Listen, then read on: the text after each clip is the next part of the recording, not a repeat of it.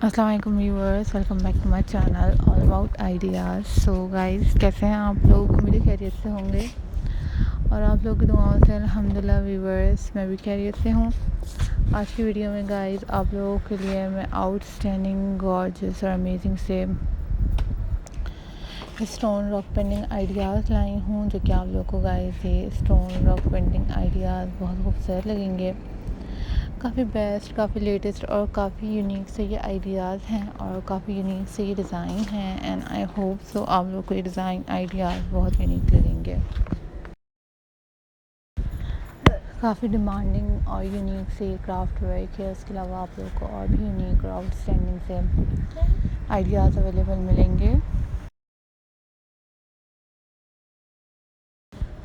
बहुत ही लेटेस्ट से डिमांडिंग और क्रिएटिव से ये आइडियाज़ हैं। उसके अलावा आप लोगों को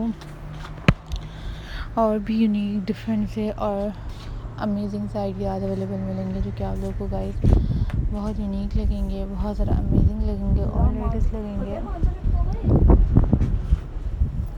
so guys, thank you for supporting my channel, thank you so much for watching my videos.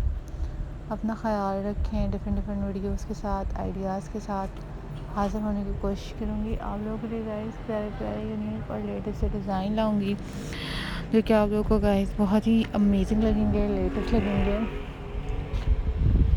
Always think positive, always be positive.